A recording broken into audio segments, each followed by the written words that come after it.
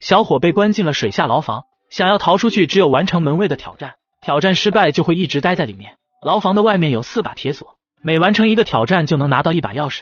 熊二打算爬出去，但是这么高的铁笼完全是在消耗体力。大美提出第一个挑战，只要亲一下咸鱼就算完成。这只咸鱼又腥又咸，熊二很抗拒，为了早点出去，他还是妥协了。一个字，恶心。熊二拿到了1把钥匙，打开了1把锁。熊二看到牢房里竟然有一个马桶，虽然不理解，但他坚决不会用。接着开始第2个挑战，熊大把一些小球扔进了牢房里，他要一次性全部捡起来，中间不能换气。还好熊二的水性很好，他很快捡完了小球，足足有10几个，赢到了第2把钥匙，还剩下2把锁。门卫不慌不忙在水里吃起了零食，熊二表示他也想吃，熊大扔进去1块，但是进了水的甜甜圈一点味道也没有。熊二赶紧刷了个牙，接着开始第3个挑战，让他憋气1分钟就能赢到钥匙。熊二二话不说就沉入了水底，对于从小就会游泳的他来说，简直小菜一碟。很快过去了半分钟，熊二依然很淡定。这时时间已到，熊二赢到了第3把钥匙，只剩下1把锁了。信心满满的熊二准备开始挑战，2个门卫却突然离开了。熊二很疑惑，还有1把锁呢，他要怎么逃出去？殊不知门卫已经偷偷把钥匙放进了马桶的水槽里。熊二天真的以为他们还会再回来，一直等到了天黑，他实在太冷了，开始想办法砸开铁笼。他抱起马桶，水槽盖子掉了下来，捡起盖子，终于看到了钥匙。他不敢相信钥匙就在他身边，害他等了这么久。熊二打开钥匙，终于获得了自由。本视频是在安全环境下拍摄，屏幕前的小伙伴可千万不要模仿哦。4个人挑战水下呼吸，谁坚持的时间最长，就能赢得5万奖金。规则很简单，呼吸的装备要由自己制作，只要你够聪明，奖金就能带回家。如花找到了一个收纳盒，在它的2边扎上绑带，下面再绑上2只杠铃，一个简易的呼吸器就做好了。再看绿毛，他只用了1根软管和1个充气泵，利用充气泵输出空气，再用软管运送到水下。他为自己的新发明沾沾自喜。大脚那边也做好了装备，一个塑料管子连接1只大气球。你确定这样可行吗？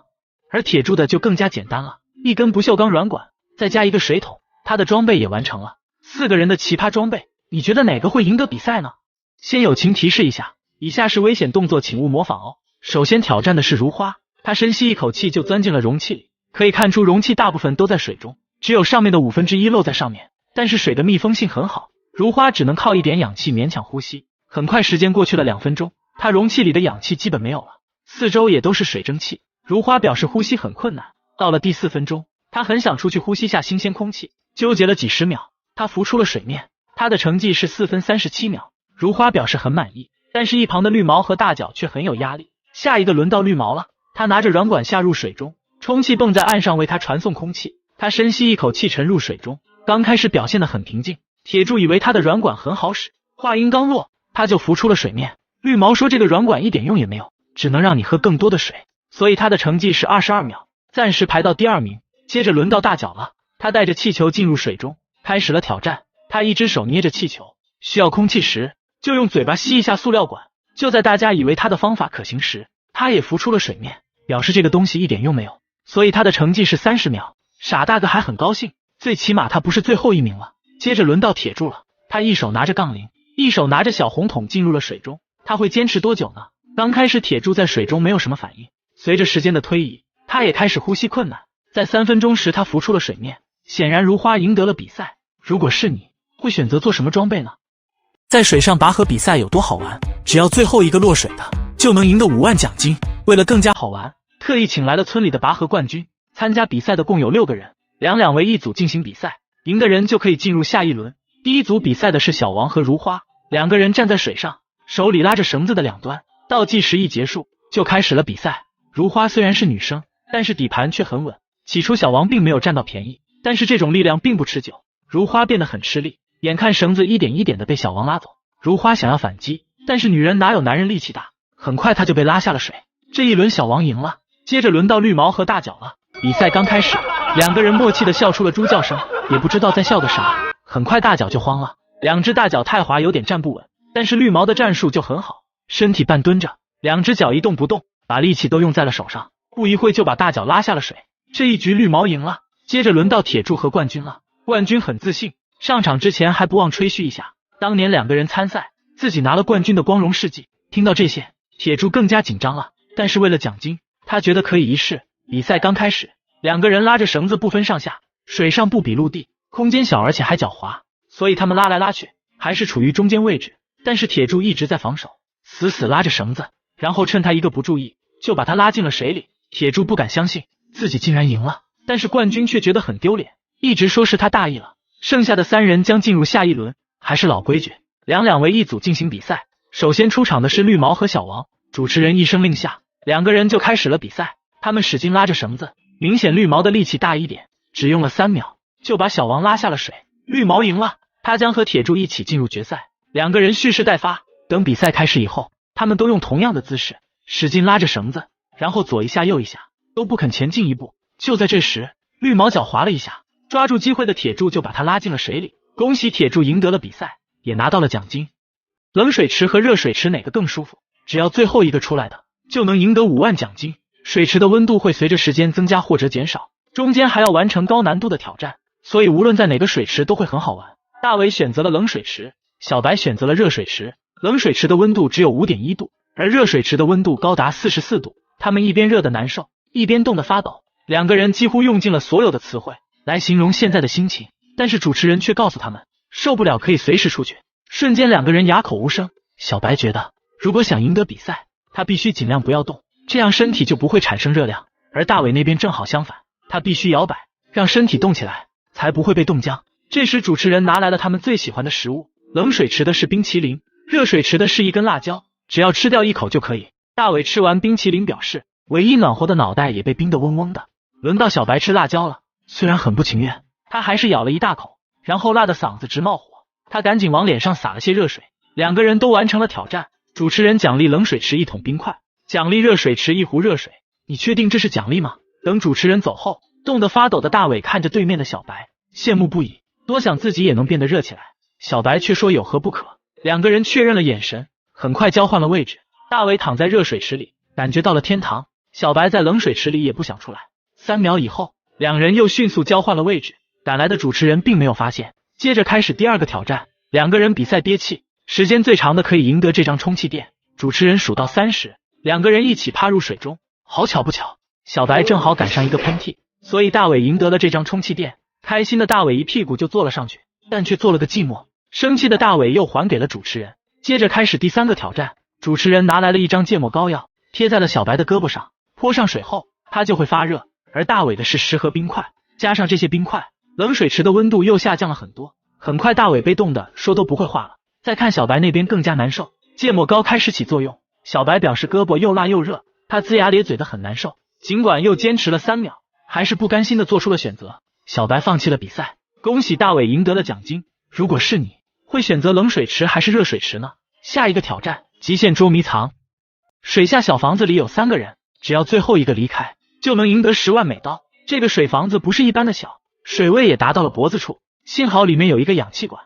3个人并没有感觉到难受，但是这么小的空间，还是在水下，你们觉得谁会赢得比赛呢？挑战刚开始30分钟，如花就饿了，竟然从水下拿出一袋巧克力，开心的吃了起来。绿毛也不甘示弱，不知从哪拿出2片吐司，而且还有果酱，他大口大口的吃着，表情很满足。铁柱不理解，为什么他的下面什么都没有。这时对讲机里传出神秘人的声音，要求他们3人在不露出水面的情况下，游到对面再游回来，用时最短的那位奖励1000美刀。如花表示他先来，他准备好姿势，在游出去的同时也开始了计时。如花的速度很快，碰到对面的墙壁后又火速往回赶，在20秒的时候回到了小房子。这个成绩如花很满意。接着轮到绿毛了，他摆好姿势，深吸一口气就冲了出去。绿毛的游泳姿势并没有影响他，只用了22秒就游了回来，然后赶紧吸了几口氧气。接着轮到铁柱了，他吸了一口氧气，随后就冲了出去。他像一只青蛙一样游泳，速度很快，在15秒的时候就来到了门口，但是如花却关上了门。他在外面使劲敲着，然后趁如花不注意，赶紧冲了进来。这丫头是想要把铁柱憋死吗？在如花的干扰下，铁柱的成绩是30秒，所以如花赢得了1000美刀。时间已经过去了2个小时，想想那高额的奖金，3个人义无反顾的在水房子里坚持着。6个小时后，绿毛大口大口的喘着气，表示很难受，但是想到奖金，他又有了动力。9个小时后，铁柱提出现在退出的会拿到5000美刀。在一旁难受的绿毛果断选择了退出，然后就游上了水面，使劲呼吸一下新鲜空气。但是绿毛这小子太坏，竟然切断了里面的氧气，没有了氧气，他们可以坚持多久呢？这时水位也开始升高，很快就达到如花的嘴巴处。这么小的空间，加上水位的升高，两个人只能抬高头呼吸仅有的一点氧气。但是很快如花就坚持不住了，选择放弃了比赛。铁柱赢得了最后的胜利。节目最后提醒大家，危险动作请勿模仿哦。下一个挑战，水下呼吸。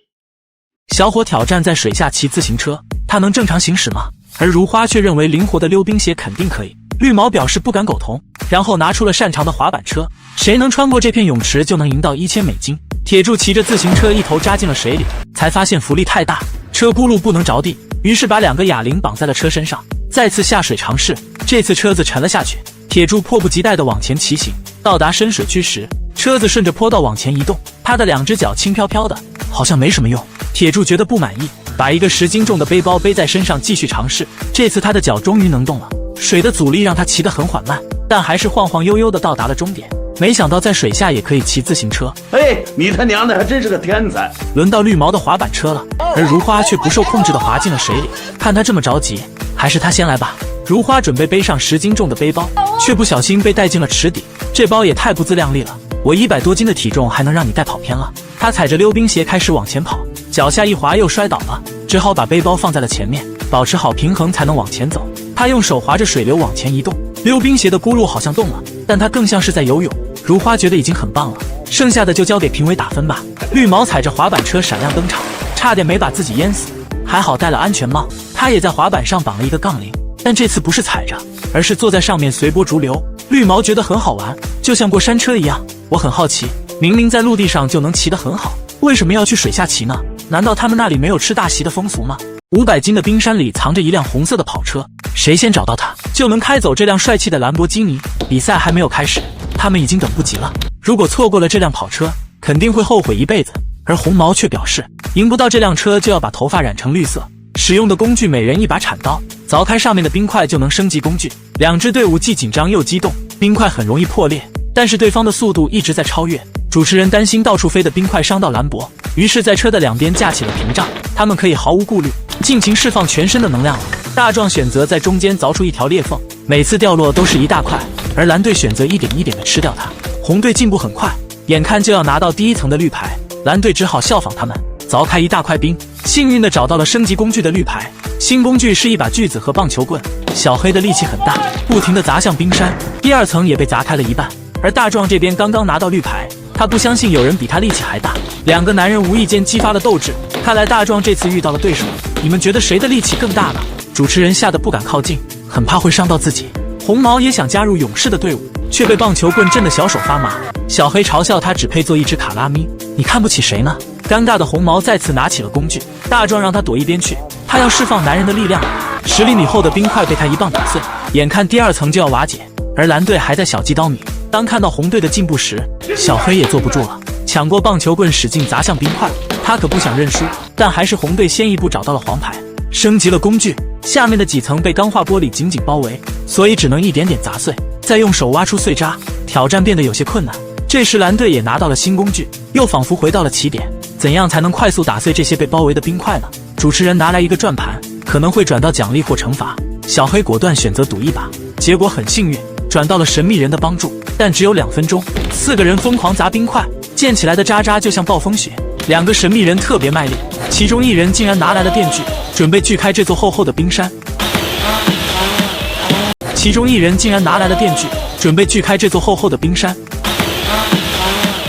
而主持人却通知时间已到，让他们赶紧离开。轮到红队了，他们转到了关灯5分钟，但只有1盏头灯。好奇怪，你买得起兰博基尼，却买不起2盏头灯。主持人也只好坦白，把所有的奖金都给了你们，穷得连袜子都买不起了。还好冰块在夜晚会发光，并没有影响他们。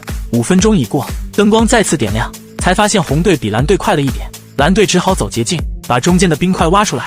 首先拿到了升级工具的橙色牌子，主持人感到很惊讶，认为他们在作弊。但是你只说拿到牌子换工具，并没有其他条件啊。主持人哑口无言，只好交出了新工具。大斧子和铁球果然好用，蓝队不但有力气，竟然还有脑子。再看红队在干嘛，大壮忍不住秀起了2头肌，反应过来又继续挖冰块。他们终于拿到了橙色牌子，已经打开了70%的冰山。而蓝队好像进步了，又好像没进步，上一层的冰块还没有完全打开。比赛进行得如火如荼，看一眼兰博基尼，就算再累也不能停下，你永远无法预知对手的力量。老王直接站上去砸冰块，还是选择先找到中间的牌子，而大壮那边转动转盘，竟然拿到了喷火器。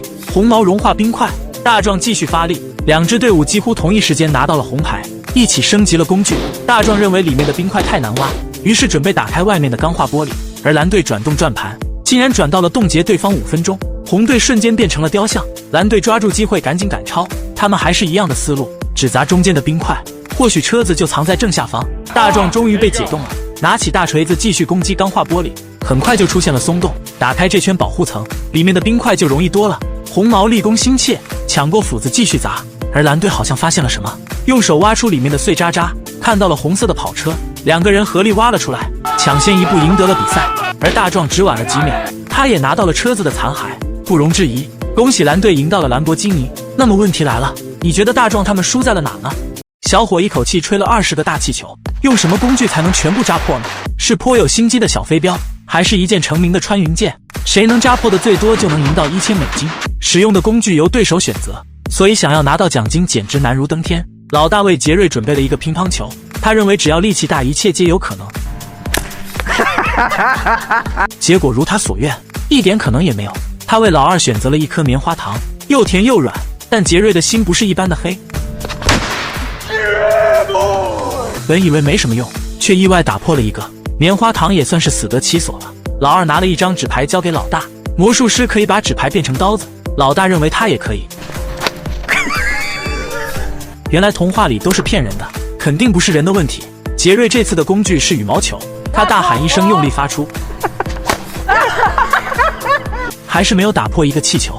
老二的工具是一颗排球，杰瑞对他很有信心，结果很打脸，老二又打破了一个。老大依然很内卷，工具是睡觉的枕头，砸在气球上软绵绵的，就像是在按摩一样。而杰瑞现在很想回家，看见瑜伽球他就难受。老大鼓励他还有机会，然后一脚踢出，失望如期而至。老二的工具是一颗红萝卜，他用力甩出，又扎破了一个气球，稳居榜首的位置。而杰瑞和老大并不服气，这次老大使出了洪荒之力，终于打破了一个大气球。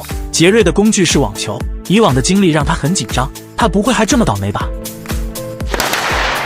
打破了2个大气球，这次终于开门了。老二的工具是一把剪刀，扔的角度太高了，只扎破了一个气球。轮到老大了，抛出手里的弹力球，体积太小，气球完全没有动弹。杰瑞拿到了一把刀子，这次的工具很有挑战性，他能扎破几个呢？只扎破了2个大气球。杰瑞的是一把螺丝刀，他的目标是3个气球，没想到一下扎破了8个，这次成绩太惊艳了。看来最近他在58同城租的房子里休息得很不错，精神饱满。老大拿到了一颗棒球，他一直对自己很有信心，认为赢得比赛只是时间问题。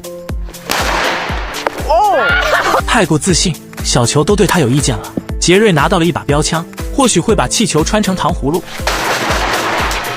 扎破了4个大气球，糖葫芦没有穿成，成绩还算不错。老二的工具是一颗小红球，用力抛出，只扎破了一个气球。老大终于拿到了今天的主角，不知道这个小飞镖能发挥多大的作用，但他很期待一试。飞镖一路向前，扎破了全部的气球，不可思议，难道他比穿云箭厉害吗？老二不甘心，手拿穿云箭摆好姿势，威力不减当年，但却出现了一个落网之鱼。你认为是穿云箭厉害还是小飞镖厉害呢？男人用1000层胶带打造了最结实的牢房，小伙挑战1个小时从里面逃出去。开局的工具只有一把塑料小刀，只用了1下就被折断了。想要获得更厉害的工具，只能求助外面的队友，他们被胶带绑在了一起，好像也自身难保。大壮背起老王移动到桌子旁，拿到一把小刀，再回来阿伟这里，用他自由的小手终于解开了粘人的胶带。第一关是投掷胶带，只要粘在3米开外的板子上就算完成。老王轻松完成了一个，大壮也紧随其后。胶带和胶带之间互相吸引，好像并没有难度，但是距离最远的木板就很难扔中了。大壮越过红线直接冲了出去，却被4眼半路拦下。200斤的大壮很想压死他，最后一块木板也太难投中了，大壮不得不使出了杀手锏，一稳定情。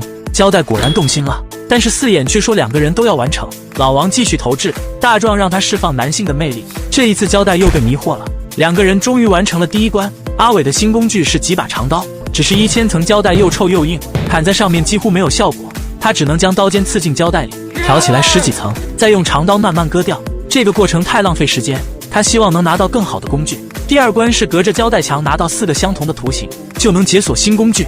老王刺透胶带去扎图形，大壮帮忙指挥位置，很快就扎到了一个蓝色的小斧子。虽然前面隔着一堵墙，但是2个人配合默契，已经收集了4个红色的镐头。阿伟也拿到了新工具，一镐头下去竟然扎得很深，却被卡在了里面。看来镐头对付胶带也只是徒有虚表。阿伟认为不能放弃，撕开一点裂缝也是进步。大壮和老王也在努力，他们拿到了4个蓝色的小斧子。阿伟的工具也换成了斧子，他撕开厚厚的10层胶带，正好用斧子砍掉，刀刃还挺锋利，砍在胶带上几下就会出现裂缝。撕下将近100层的胶带，阿伟好像进步了很多。第3关他们要保护玻璃瓶子，不被混凝土砸碎就能解锁新工具。大壮在瓶子上缠了好几层胶带，又做了2个团子，分别粘在瓶子的2边，这样应该够安全了吧？当混凝土石块飞来时，瓶子被撞飞倒地，里面也碎成了渣渣。而老王选择在前面缠满胶带，或许会起到缓冲作用。想象力很丰富，胶带好像有点少，瓶子也被砸碎了。这一关没有挑战成功，阿伟只能使用老工具。第4关要蒙上眼睛，打掉10个空中的玩偶就能获得新工具。还好老王在旁边指挥，大壮蒙着眼睛依然能打掉玩偶。他横冲直撞，就连摄影师的美颜灯也没有放过。很快暴躁的大壮就完成了任务，阿伟也拿到了大镐头。这时时间还剩下10分钟，大镐头的尖尖一下就刺穿了胶带墙。阿伟终于打开了洞口，这也太小了，他需要把洞口变大。老王在外面帮忙，阿伟在里面用力，再撕开这些粘人的胶带。阿伟尝试往外钻，大壮和老王2人合力把他薅了出来。时间还剩下52秒，他们挑战成功了，一切努力没有白费，他们终于拿到了自己给自己的奖金。小伙被困在封闭的箱子里，哗哗的水流不断渗入，如果1个小时逃不出去，很有可能会被淹死。上面只有一个出口，小的连头都伸不出去。小明伸出胳膊摸到了一把钥匙，但却被绑上了绳子，旁边还有5把大锁，只要打开这些锁逃出去就能赢到1万美金。他扯着绳子挨个尝试，一只手开锁有些费劲，而2只手又不能同时出去。封闭的空间让他很焦躁，外面的几人仿佛是在看猴，他越挣扎他们反而越兴奋。但是小明也不会轻易放弃，一直扯着绳子挨个尝试，用力过猛，竟然把绳子扯断了。这下开锁就方便多了。在开到最后1把锁时，终于打开了一个，这时水流已经淹没了膝盖。小明很想知道第2把钥匙在哪里，而主持人竟然为他做了一个迷宫，沿着这些路线移动钥匙，找到出口才能使用。小明摸了一下上面的凹槽，睁着眼玩迷宫都很费劲，更何况是在摸虾呢？他只能凭着7秒的记忆往前走。还好小明很聪明，寻寻觅觅终于拿到了钥匙，又打开了1把大锁，而水流已经填满了1半的箱子。第3把钥匙在哪呢？主持人不慌不忙，又拿出了新的发明，想要拿到钥匙必须解开这些绳子。小明只能1只手操作，但他并不打算解开全部的绳子，等到长度够用他就会去开锁。试了2次，又打开了1把锁，但是水流很急，眼看箱子就要填满了，他必须赶快拿到第4把钥匙。这次的钥匙被缠在了绳子上，还是让他解开绳子。小明摸了一下觉得很简单，他最擅长的就是解绳子，这还不是小儿科。拿到钥匙之后赶紧去开锁，第4把锁也被打开了，只剩下最后1把了。小明已经等不及了，零下30度的天气，被冷水浸泡的感觉很糟糕，但是主持人又要搞事情，把最后1把钥匙锁在了盒子里。小明必须用1只手拆开全部的螺丝才能拿到钥匙，这一关才是最难的。小明1只手拿着螺丝刀开始卸螺丝，这让他很吃力，几乎用上了全身的力气，好不容易卸掉了3颗螺丝，而水位已经达到了脖子处。他打起精神，说啥也不能被淹死。2只手交换着拧螺丝，胜利就在眼前，他要快点逃出去。很快只剩下最后1颗了，小手却没有了力气，水位几乎填满了整个箱子。小明只能紧靠着出口才能呼吸。主持人好像心软了，帮他拧开了最后1颗螺丝，但是开锁还要靠自己。送佛你不送到西，你觉得我现在还有力气开锁吗？小明的世界一片黑暗，主持人再次心软了，打开了箱子。小明被冻得瑟瑟发抖，只感觉很害怕，他再也不要参加这样的挑战了。很遗憾他没能拿到奖金。那么问题来了，如果是你会逃出来吗？小伙挑战在水下骑自行车，他能正常行驶吗？而如花却认为灵活的溜冰鞋肯定可以。绿毛表示不敢苟同，然后拿出了擅长的滑板车，谁能穿过这片泳池就能赢到1000美金。铁柱骑着自行车一头扎进了水里，才发现浮力太大，车轱辘不能着地，于是把2个哑铃绑在了车身上，再次下水尝试。这次车子沉了下去，铁柱迫不及待地往前骑行，到达深水区时，车子顺着坡道往前移动，他的2只脚轻飘飘的，好像没什么用。铁柱觉得不满意，把一个10斤重的背包背在身上继续尝试。这次他的脚终于能动了，水的阻力让他骑得很缓慢，但还是晃晃悠悠的到达了终点。没想到在水下也可以骑自行车。哎，你他娘的还真是个天才！轮到绿毛的滑板车了，而如花却不受控制的滑进了水里。看他这么着急，还是他先来吧。如花准备背上10斤重的背包，却不小心被带进了池底。这包也太不自量力了，我100多斤的体重还能让你带跑偏了？他踩着溜冰鞋开始往前跑，脚下一滑又摔倒了，只好把背包放在了前面，保持好平衡才能往前走。他用手划着水流往前移动，溜冰鞋的轱辘好像动了，但他更像是在游泳。如花觉得已经很棒了，剩下的就交给评委打分吧。绿毛踩着滑板车闪亮登场，差点没把自己淹死，还好戴了安全帽。他也在滑板上绑了一个杠铃，但这次不是踩着，而是坐在上面随波逐流。绿毛觉得很好玩，就像过山车一样。我很好奇，明明在陆地上就能骑得很好，为什么要去水下骑呢？难道他们那里没有吃大席的风俗吗？妈妈为了让傻儿子变聪明，把他关进了特殊的密室，逃生的工具只有一支记号笔。小明从刚开始的焦躁慢慢变成了失落，他打开记号笔，无聊地画了一只大蚊子，没想到下一秒，大蚊子就出现在密室。这么大的蚊子，小明很害怕，难道是这支笔的问题？他赶紧画了一个苍蝇拍，真的出现在密室里。小明拿起苍蝇拍去打蚊子，还好这蚊子比他还笨，一下就被打死了。这么神奇的记号笔，小明迫不及待地画了一盒披萨，没想到变出来的却是空盒子。他很快想到忘记画上披萨了，果然盒子里出现了一块真的，但是一块哪够他吃的？他又在披萨后面加了个6，得到了一个完整的披萨。小明开心的大口吃了起来，但是连个坐的地方都没有，让他很不舒服。他看了一眼记号笔，快速画出了沙发的形状，真的沙发也出现在密室。这么厉害的记号笔，我可以画出我需要的一切。于是沙发背景墙和电视就出现了，像极了我在58同城上刚租的房子。这是一个纸团从身上掉了下来，他拿起来一看，原来是心仪的女孩大美。小明泛起了花痴，回头看到了记号笔，一个大胆的想法出现在脑海，他用记号笔画出了大美的模样。下一秒大美就出现在他身后，怎么没有嘴巴呀？原来是忘记画了。小明赶紧画出大美的嘴巴，有了嘴巴的大美害怕的看着陌生的一切，想要逃离这里，但是却没有出口，她哭得梨花带雨。小明想尽办法逗她开心，气氛刚缓和一些，小明就露出了真实的想法。大美厌恶的一锤砸了过去，他邀请大美一起打游戏，大美却想玩手机，但是这里连信号都没有。小明告诉她可以画出信号塔，大美一脸茫然的看着他，等他画好之后，果然恢复了信号。这时男朋友发来信息要和她约会，激动的大美到处找出口，她还没有化妆换衣服，着急的大美差点撕了小明。小明只能想办法，他画出了一把宝剑，使劲砍向墙壁，却只掉下来几个方块，这宝剑也不好使啊。小明又画出一把电锯，在墙壁上切出洞口，碎片飞得到处都是，但是墙壁太厚了，还是没有打开。这次小明准备炸开一个出口，一枪下去，墙壁上真的出现了洞口，大美迫不及待地钻了出去，没想到下一秒又回到了密室。小明不敢相信，他钻出去试了下，也回来了，这么神奇吗？小明一遍一遍地尝试，到把他玩累了。大美让他赶紧想办法，开启了唐僧碎碎念模式，没有哪个男人不害怕女人的唠叨。小明一激动画出了一扇大门，别着急，马上就可以离开了。他打开大门才发现里面是很多的大门。当打开第100扇门时，终于找到了出口，两个人总算逃了出来。那么问题来了，如果把你关在这样的密室，你会画出什么呢？小伙点燃了200根生日蜡烛，用什么方法才能全部熄灭呢？大哥觉得穿云箭可以一试，而老二更相信灭火器，谁能熄灭的最多就能赢到1000美金。老二手拿灭火器摆好姿势，烟雾覆盖的蜡烛均已熄灭，数了一下，竟然有77根，这个成绩非常不错。杰瑞提来一桶清水，泼出去的水能熄灭多少根呢？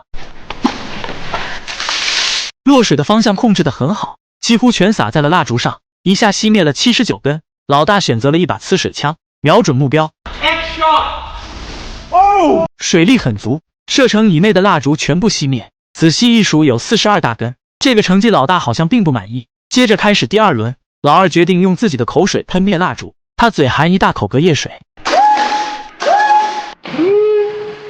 你还别说，这口气还真不小，一下喷灭了26根蜡烛。老大这次选择了乐器喇叭，他天生4音，或许蜡烛会被烦死。噼里啪啦吹了半天，只熄灭了1根蜡烛。老大很开心，他终于找到了知音。而杰瑞更狠，他要用海豚音熄灭蜡烛，还特意编排了新的口号。这哪是什么海豚音，明明是海浪的咆哮，老大忍不住笑出了猪叫声。或许是他的声音不够大，聪明的两兄弟试了下，还是没能熄灭一根蜡烛。这次老二拿了一把弹弓，出乎意料，一个也没有熄灭。杰瑞的是一根橡皮筋，拉紧弹出，熄灭了13根蜡烛。橡皮筋也算是发挥了最大的作用。老大再次拿了一把玩具枪，3、2、1，一个也没有熄灭。这些工具只是满足一下他们的好奇心，重头戏还在后面呢。杰瑞拿出了珍藏已久的发射器，听说他可以轻易弹起保龄球，不知道对付蜡烛怎么样。弹出的气囊砸坏了5根蜡烛，释放的威力直接熄灭了26根。这个成绩杰瑞很满意。老二拿来一个比人还要大的气球，直接砸在了蜡烛上。本以为会飞蛾扑火，没想到气球和他们同归于尽，直接熄灭了17根蜡烛。老大选择用瑜伽球，只见他直直的扔出去，呼啸而过的风力竟然熄灭了40根蜡烛，太不可思议了！瑜伽球的威力这么大。下一轮的工具是一种神奇的粉末，很轻易就能扑灭火焰，每人抓下一大把。Here we go. 老二熄灭了36根蜡烛，轮到老大了。老大熄灭了20根，杰瑞还是那么特殊，准备了彩色的粉末。他也熄灭了36根蜡烛，带颜色的果然不一样。不服输的老大拿来了吃饭用的铁铲，挥舞着手臂，决定给蜡烛重重一击。